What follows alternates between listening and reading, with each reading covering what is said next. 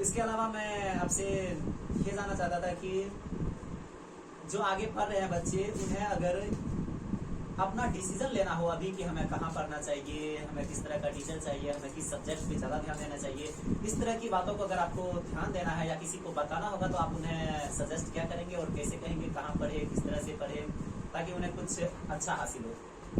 सबसे पहले तो आपको नवजीवन स्टडी सेंटर की तरफ से ढेर सारी शुभकामनाएं और बधाइयाँ कि आपने पूरे बिहार में टॉप 6 और अपने पूरे भागलपुर जिले में टॉप 1 रैंक लाकर इस राज्य के और इस जिले के बच्चों के लिए एक इंस्पिरेशन और उदाहरण बन चुके हैं कि कैसे गांव में रह के आप गांव के घर के टीचर से सहयोग लेते हुए या अपना पूरा क्षमता का उपयोग करते हुए कैसे इस राज्य में अपनी पहचान बनाए हैं। इसके लिए अगर कोई सीखना चाहे तो वो आपसे सीखे।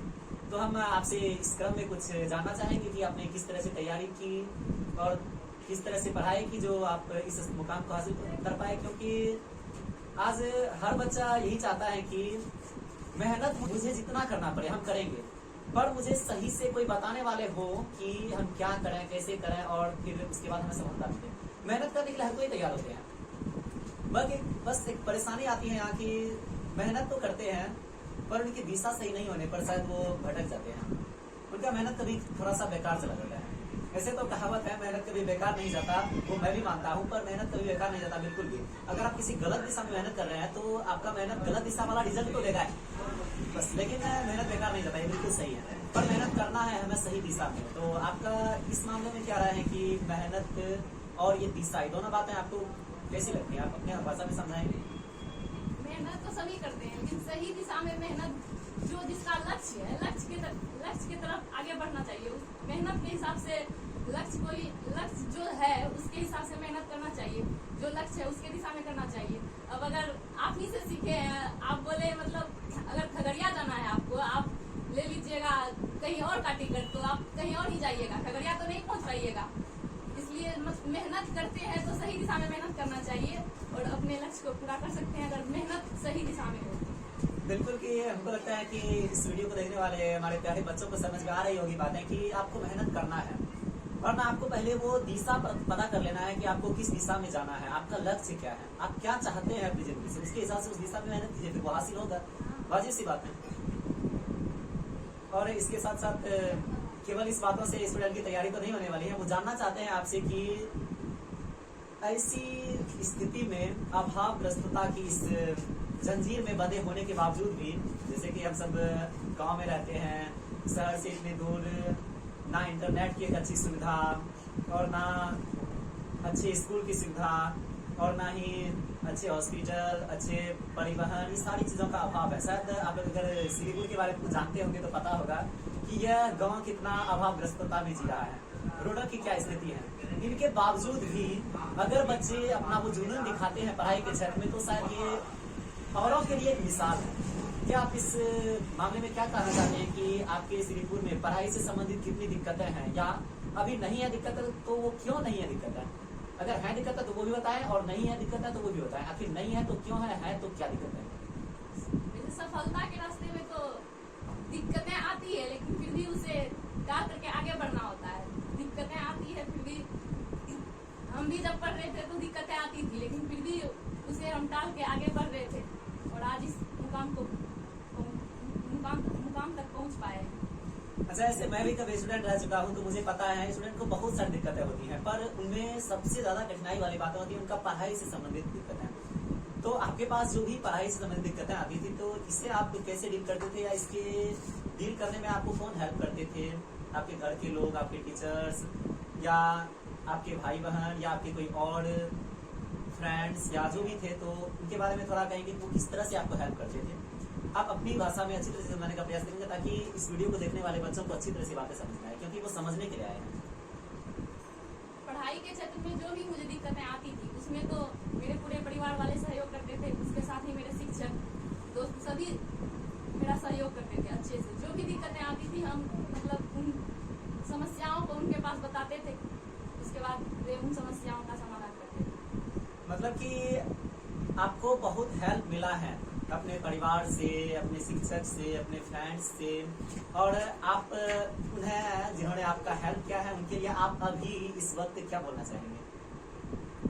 अभी तो हम जो भी बोले उनके लिए बहुत कम ही होगा, फिर भी मेरे पास उतना शब्द ही नहीं है जो बोले उनके लिए। बिल्कुल बिल्कुल, क्योंकि किसी ने कुछ अगर किया है तो उसके हुए को आप बदला नहीं चुका सकते, लौटा के नहीं दे सकते। बस उसमें आप अपनी सिंपैथी को व्यक्त कर सकते हैं। इसके अलावा आप क्या, हाँ कुछ कर सकते हैं आप कि उन्होंने आपके लिए जो किया शायद आप भी किसी के लिए उतना करें, तो ये बदला चुकाया जा सकता है इस तरह से। जहाँ तक संभव होगा हम तो कर सकते हैं उतना तक। बिल्कुल करना चाहिए और हर कोई ऐसा प्रयास करता है, आपको भी करना चाहिए प्रयास। तो इसके अलावा मैं आपसे ये जानना चाहता था कि जो आगे पढ़ रहे हैं बच्चे, उन्हें अगर अपना डिसीजन लेना हो अभी कि हमें कहाँ पढ़ना चाहिए, हमें किस तरह का टीचर चाहिए, हमें किस सब्जेक्ट पे ज़्यादा ध्यान देना चाहिए, इस तरह की बातों को अगर आपको ध्यान देना है या किसी को बताना होगा तो आप उन्हें सजेस्ट क्या करेंगे और कैसे कहेंगे कहाँ पढ़े, किस तरह से पढ़े, ताकि उन्हें कुछ अच्छा हासिल हो? कहाँ पढ़े ये मायने नहीं रखता है, कैसे पढ़े ये मायने रखता है। पढ़ते तो सभी है, लेकिन जो अच्छे से पढ़ते हैं वही उस मुकाम को पहुंच पाते हैं ना। मतलब जिसका जो लक्ष्य है उस लक्ष्य के अनुसार अपना सब्जेक्ट चूज करे और अच्छे से तैयारी करे। मतलब कि अगर बच्चे सही दिशा में कहीं से भी पढ़े, वो चाहे किसी भी गांव से हो, किसी भी कोचिंग में पढ़े, किसी भी स्कूल में रहे, कहीं भी रहे, वो अपना लक्ष्य हासिल कर सकता है, बशर्ते कि वो क्या कर रहे हैं, वो क्या पढ़ रहे हैं, इसका महत्व होता है। मतलब कि वो कहीं से भी तैयारी कर सकते हैं अपने घर बैठकर भी, लेकिन हाँ सही चीजें वो पढ़े, सही दिशा में आगे बढ़े तो वो मंजिल तक पहुंच सकते हैं। तो अगर इस मामले में आप कुछ ऐसे स्टूडेंट को हेल्प करना चाहें जो कि एग्जैक्टली कहते हैं ना मुझे खुद से नहीं हो पाएगा, मुझे हेल्प चाहिए टीचर्स का और मुझे कोचिंग चाहिए, लेना है कोचिंग, तो आप उन्हें क्या कहेंगे? उन्हें किस आधार पे कोचिंग को चूज करना चाहिए, या स्कूल को या टीचर्स को? किस पैरामीटर को देखकर, मतलब किस चीज को वो ध्यान में रखते हुए कोचिंग ज्वाइन करें? पहले तो उनका पुराना वाला जो रिजल्ट है वो देखना चाहिए, उसके बाद स्किम का अपना उनका रिजल्ट देखना है या कोचिंग का जहाँ वो ज्वाइन करें? कोचिंग का देखना है। कोचिंग का पुराना वाला रिजल्ट देखेंगे, उसके बाद जो चल रहा है अभी उसके बारे में देखेंगे और कैसे चल रही है पढ़ाई, उसके देख के मतलब उनका हिस्ट्री का रिकॉर्ड चेक करेंगे, उन्होंने किस तरह का रिजल्ट दिया है अब तक, या उन्होंने कुछ सालों से जो पढ़ा रहे हैं उन्होंने कैसा प्रदर्शन किया है अपने बच्चों के साथ, और उन्होंने कितना मेहनत किया है उनके ऊपर। इस आधार पर आप माप सकते हैं कि वो कोचिंग आपको ज्वाइन करना चाहिए या नहीं। पर इसकी रियलिटी है वो छुपाया नहीं जा सकता। आप चाहे इस रियलिटी को छुपाने में अपना कितना भी प्रयास कर लें कि सच्चाई कभी छुप नहीं सकती। हाँ थोड़ी सी धूमिल हो सकती है, इस झूठ के बादल से वो ढक सकता है, पर ना वो खत्म नहीं हो सकता। जब बादल हटेगा तो वो चमकेगा नहीं। सूर्य थोड़ा देर के लिए अंधेरे में आ सकता है उस बादल की वजह से, पर जैसे ही वो बादल उससे हटता है तो उसकी रोशनी पृथ्वी के लोगों पर पड़ती है और फिर वो वैसे ही चमक के साथ चमकती है। तो उसका कुछ भी धूमिल करने के प्रयास में कोई थोड़ा देर के लिए उसे खुशी मिल सकती है धूमिल करते हुए, पर ना बाद में वो चमकता ही है, जो रियलिटी होती है। जब क्लास ज्वाइन कर रहे थे यहाँ या कहीं जब आप पढ़ रहे थे, इससे पहले मैं जानना चाहता आप कितना दिन से यहाँ पढ़े थे नंदिनी स्टडी सेंटर में, लगभग कब आए?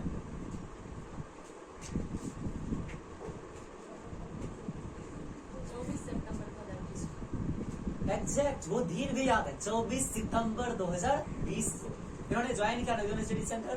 और फिर तब से शायद मैंने सुना है आपने शायद पूरे 2 साल में, मतलब जब तक 10th का एग्जाम हुआ तब तक में शायद 1 दिन क्लास एब्सेंट किया था। क्या आपको याद है? हाँ। इससे ज्यादा भी आपने क्लास एब्सेंट किया? एक दिन वो भी आधा मिला के हुआ है। अच्छा ये भी ना, 1 दिन क्लास एब्सेंट नहीं हुआ था, मतलब आधा टाइम, मतलब हाफ टाइम 2 दिन क्लास एब्सेंट हुआ था और दोनों मिला के 1 दिन हुआ। मतलब सेकंड टाइम 1 दिन, 1 दिन फर्स्ट टाइम, दोनों मिला के 1 दिन का क्लास एब्सेंट था। दोनों दिन सेकंड टाइम। अच्छा दोनों दिन सेकंड टाइम था। मैं अपने बच्चों को कहना चाहता हूँ इस वीडियो के द्वारा कि आप जरा इस बात को समझें कि प्रेजेंसी कितनी महत्वपूर्ण होती है, कि आप क्लास में कम से कम एब्सेंट करें। इससे ना हो सकता है आपके पास वो चीजें रहेगी कि वो 1 दिन जो आप एब्सेंट करेगा, 4 दिन जो एब्सेंट करेंगे, उस 4 दिन में अगर ऐसी चीजें पढ़ाई जाए जो कि एग्जाम में आ जाए तो आपका वो तो 4 दिन वाला छूट जाएगा, एग्जाम में आप नहीं लिख पाएंगे। इसलिए कम से कम एब्सेंट मिस ना के बराबर एब्सेंट करने का प्रयास करा। बहुत मजबूरी है, कोई काम है तो ही क्लास एब्सेंट करें। इसके साथ मैं आपसे ये जानना चाहता हूँ कि आपको इस कोचिंग को ज्वाइन करते वक्त शुरुआत में जो कठिनाइयाँ हुई थी वो किस प्रकार की कठिनाइयाँ थी? लोगों ने कहा था कि नया कोचिंग है, नए टीचर हैं, क्या उनसे पढ़ोगे, वो क्या अच्छा कर पाएंगे, नहीं कर पाएंगे, तो कुछ बड़े कोचिंग में पढ़ो, ये सब कठिनाइयाँ आई थी क्या? मेरे पास ऐसा कोई कठिनाई नहीं है। मेरी मम्मी अपने बोली कि वहाँ सुने, मतलब दूसरों से ही सुने थे। मेरी मम्मी को भी पता नहीं था कि वहाँ कैसा चल रहा है पढ़ाई। दूसरों से ही सुने तो बोले ठीक है वहीं जाओ, तुम देखो वहाँ कैसा पढ़ाई चल रहा है। हम आए तो यहाँ अच्छा चल रहा था। अच्छा, मतलब आपने जब उस टाइम कोचिंग ज्वाइन किया और अभी जब आपको एक खुशी मिलती है तो इस खुशी को उस डिसीजन से अगर जोड़ते हैं, उस टाइम के डिसीजन से, तो शायद ये बहुत इम्पोर्टेंट है। तो इस बारे में आप क्या कहना चाहेंगे अपनी मम्मी को कि उन्होंने आपको बताया उस टाइम, सही टाइम पे कि वहाँ जाओ पढ़ने के लिए, कुछ अच्छी पढ़ाई हो रही है वहाँ, तो उनके लिए, मम्मी के लिए आप क्या कहना चाहेंगे इस बारे में? उन्होंने इतना डिसीजन ले पाया सही टाइम पे। मैं कितना क्या बोलूं, कुछ है ही नहीं मेरे पास, मैं क्या बोलूं। धन्यवाद तो बहुत छोटा शब्द लगता है मेरे लिए। मेरी मम्मी के लिए अगर धन्यवाद भी बोले तो बहुत छोटा शब्द है। उन्होंने उस समय हमें अच्छा दिशा दिए और बोले वहाँ जाके तैयारी करो अच्छे से। अच्छा, कभी आपको भी यहाँ आने के बाद लगा था कि 2 ही सर हैं और सब्जेक्ट कैसे होगा, पता नहीं, ऐसा कुछ? ऐसा हम कभी भी नहीं लगा। अच्छा, अगर ऐसा नहीं लगा तो कभी आपने ये तो सोचा होगा कि शहर के बड़े कोचिंग को छोड़कर मैंने जो गांव के एक छोटे कोचिंग को ज्वाइन किया है, इसमें एक रिस्क था। पहले तो हम शहर के बारे में कभी सोचे ही नहीं थे कि हमको शहर जाना है पढ़ने के लिए। यहाँ जहाँ तक संभव था, मेरी मम्मी और मेरे पापा भी बोलते थे कि वहाँ तक हम नहीं पढ़ा सकते हैं, जहाँ तक संभव है वहीं तक करो, वहीं से जो करना है करो। हम आज गांव में ही रह के इतना किए, मेरे मम्मी पापा और शिक्षक, पूरे गांव वाले को गर्व है मेरे ऊपर कि गांव में रह के इतना कर सके। ये बिल्कुल मेरे लिए भी गर्व की बात है कि आपने गांव से इतना मेहनत करते हुए इस मुकाम को हासिल किया है। और शायद और बच्चों के लिए यह उदाहरण है, बहुत बस इसलिए इम्पोर्टेंट है कि गांव से, मतलब घर से रह के पढ़ाई की। आप बच्चों से मैं कहना चाहता हूँ कि जरा सोचिए, आप भी कर सकते हैं, बस आपकी सही दिशा होनी चाहिए आगे बढ़ने की, बिल्कुल कर सकते हैं। और इसमें मैं कहना चाहता हूँ कि ये मैंने सुना है कुछ बड़ी खुशी को हासिल करने के लिए छोटी छोटी खुशियों को त्यागना पड़ता है। शायद आपने कुछ ऐसी खुशियों को छोड़ा है, शायद इसलिए आपको ये बड़ी खुशी आज मिली है। अपने कुछ हिस्ट्री के बारे में आप थोड़ा सोच के बताएंगे कि आपने कुछ छोटी छोटी खुशी को छोड़ा है या नहीं? क्या ये बात सही है कि नहीं कि बड़ी खुशियों को प्राप्त करने की छोटी खुशियों को छोड़ना पड़ता है? बिल्कुल सही है। तो क्या आपको याद है ऐसी खुशी आती थी, मेरी मम्मी बोलती थी कि तुम वहाँ जाओ, मतलब वहाँ खुशियाँ है तो वहाँ जाके मस्ती करो, लेकिन हम बोलते थे हमें नहीं जाना है। जैसे कि मतलब शादी में या शादी वगैरह में बोलते थे जाने के लिए, लेकिन फिर भी हम बोलते थे नहीं, हमको नहीं जाना है, नहीं जाते। मतलब कि शायद आपने उन खुशियों को छोड़ा था उस टाइम पे, शायद इसलिए आज कोई बड़ी खुशी आपको मिली। मतलब ये बात बिल्कुल सत्य है मेरे प्यारे बच्चों, आप अच्छी तरह इसको याद कर लें कि बड़ी खुशियां हासिल करने के लिए छोटी खुशियों को छोड़ना पड़ता है। हालांकि ये बात अब खत्म नहीं हो गई है, ये तो अब भी है कि आपको ये जो खुशी मिली है, अगर आपको इससे भी बड़ी खुशी चाहिए तो आप इस खुशी को भूल जाए और संघर्ष करें और मेहनत करें और बड़ी खुशी हासिल करें। क्या आप ये करने के लिए तैयार हैं? बिल्कुल है। मतलब कि आपको जो खुशी मिली है, जो आपको लग रहा होगा अब कि मतलब मुझसे बातें करके या पहले भी लग चुका होगा कि ये ना कोई बड़ी खुशी नहीं है। नहीं है, बिल्कुल नहीं है, इससे भी बड़ी खुशी है। ऐसा थोड़ी ना है कि इतना तक पहुंच गए तो अब दुनिया नहीं है, इससे भी आगे दुनिया है। मतलब इससे भी बड़ा कुछ करना है। तो ये टाइम 10th के बाद स्टूडेंट के लिए बहुत इंपॉर्टेंट दिन होता है, जब वो डिसाइड करते हैं अपने सब्जेक्ट के बारे में, सब्जेक्ट के टीचर्स के बारे में, अपने आगे के गोल्स के बारे में, अपने आगे की एग्जाम प्रिपरेशन के बारे में। तो इन सब चीजों के बारे में उन्हें बहुत अधिक गहराई से सोचना पड़ता है। तो क्या आपने इस बारे में अच्छी तरह से सोचा है ना? पहले तो मुझे भी समझ में नहीं आ रहा था कि हम क्या करें, फिर हमारे शिक्षक हमें मदद किए और अब कंफर्म है कि हमें वही लेना है। मतलब आपने सब्जेक्ट क्लियर हो चुके हैं। हाँ। मैं ये नहीं पूछना चाहता हूँ कि आप सब्जेक्ट कौन सा लिए हैं, वो नहीं बतानी चाहिए किसी को भी, क्योंकि आपका अपना इंटरेस्ट है, क्यों बताएं किसी को, जो पढ़ना है पढ़ेंगे। तो इसमें मतलब शायद आप अपने प्यारे दोस्तों और जो आप वीडियो में देख रहे हैं उन्हें ये बता दें कि सब्जेक्ट चूज करते वक्त हमें किन किन बातों का ध्यान रखना होता है, अपने इंटरेस्ट का या अपने अवेलेबिलिटी का, कि क्या उपलब्ध है आपके आसपास, या आप कहाँ रह के पढ़ सकते हैं, कितना सुविधाएं आपको मिल सकती है, इन सब बातों को ध्यान में रखते हुए सब्जेक्ट शायद चुना होगा आपने। ये अगर बताना चाहते हैं तो बताएं अपने दोस्तों को भी कि वो किस तरह से अपना सब्जेक्ट चुने। बिल्कुल, जो लक्ष्य है उसके अनुसार तो सब्जेक्ट चूज करना ही होगा, और अपने परिवार की स्थिति को भी देख के आगे बढ़ना होगा कि ये नहीं है सिर्फ आप ही नहीं है, और भी आपके भाई बहन है, उनके लिए तो सोचना ही होगा ना। अच्छा, मतलब कि आप ये नहीं कर सकते अपने फैमिली वालों को कि जो लगेगा मुझमें पैसा लगा और हम ये करेंगे, ये नहीं। आपको फैमिली के दर्द को, उनके इमोशंस को, उनकी कठिनाइयों को देखते हुए अपना डिसीजन लेना होता है कि आप अपने लक्ष्य को कम से कम खर्च में किस तरह से पूरा करें।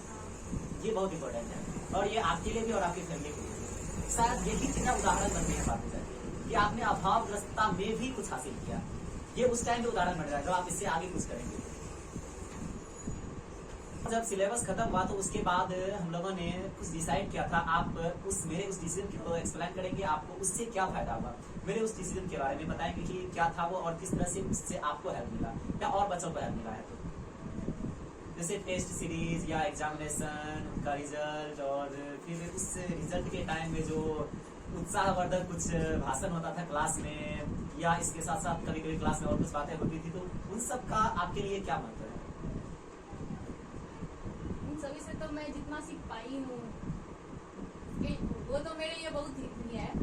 जब क्लास टेस्ट होता था तो उससे भी मुझे बहुत मदद मिला है। एग्जाम में भी जो क्वेश्चन आया था वो सभी क्लास टेस्ट का ही था, और मैं आसानी पूर्वक लिख सकी। अच्छा, ये तो बहुत अच्छी बात है कि अगर आप किसी कोचिंग में पढ़ते हैं और आपको एग्जाम में वही क्वेश्चन आ जाए जो आपने क्लास में बनाया है, तो बिल्कुल ये एकदम केक के टुकड़े जैसी होती है एग्जाम तक। और ऐसे ही स्टूडेंट एग्जाम से बाहर निकल के कहते हैं मजा आ गया एग्जाम में। और यही है तैयारी का असली राज, कि अगर आपका तैयारी अच्छा है तो एग्जाम अच्छा जाएगा।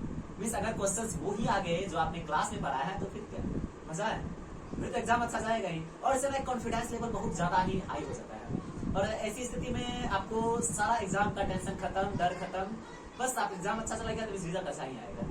ये क्लियर है।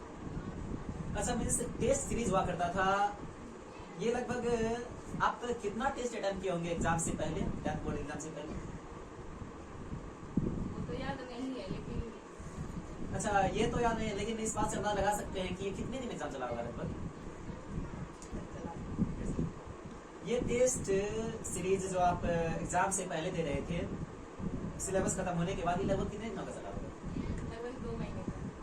अच्छा, 2 महीने तक। क्या मतलब कि लगभग इस तरह से अब लगभग कितना एग्जाम कंडक्ट करने के चुका होगा?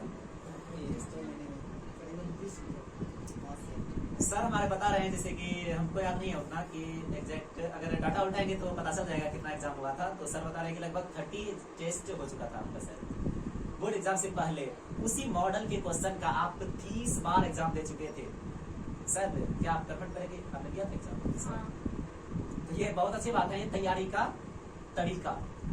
देखिए, अगर आपको कुछ ज्यादा बड़ा करना है तो कुछ कष्ट तो उठाने ही पड़ेंगे।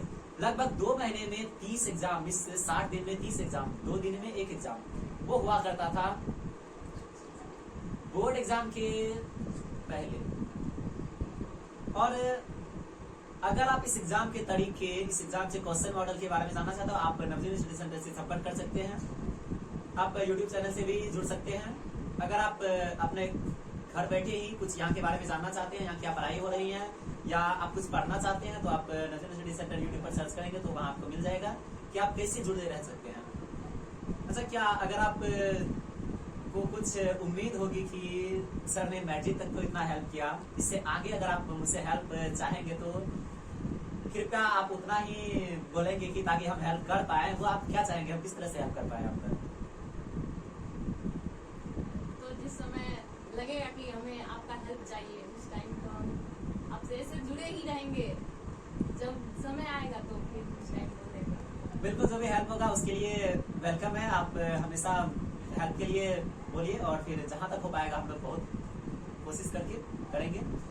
और अगर आप अपने दोस्तों को या अपने भाई बहनों को इस बारे में कुछ कहना चाहते हैं कि वो उनको अगर हेल्प चाहिए मतलब वो घर यहाँ से श्रीपुर से बहुत दूर रहते हैं, कहीं किसी और डिस्ट्रिक्ट में रहते हैं या यहाँ संपर्क नहीं कर सकते फोन से या किसी और तरीके से, तो वो कैसे जुड़े रह सकते हैं नवजल स्टडी सेंटर से? बच्चों के लिए आप क्या कहना चाहेंगे जो कि बहुत दूर है, नवजल स्टडी सेंटर से कांटेक्ट नहीं कर सकते, फिजिकली जुड़ नहीं सकते, यहाँ नहीं आ सकते, तो वो कैसे सर से जुड़े रहेंगे या इस सेंटर से जुड़े रहेंगे? नवजीवन स्टडी सेंटर के नाम से यूट्यूब पे चैनल है, उससे जुड़ सकते हैं और आप यहाँ पे कैसी तैयारी चल रही है उसके बारे में जानकारी प्राप्त कर सकते हैं। समझा, अगर बच्चे चाहे तो घर रहे बैठे भी यहाँ से कुछ बातें सीख सकते हैं, पढ़ सकते हैं, तैयारी का तरीका जान सकते हैं। Thank you, all the best in सारी जानकारियों को प्यारे बच्चों के साथ और इन टीचर्स और अभिभावकों के साथ शेयर करने के लिए।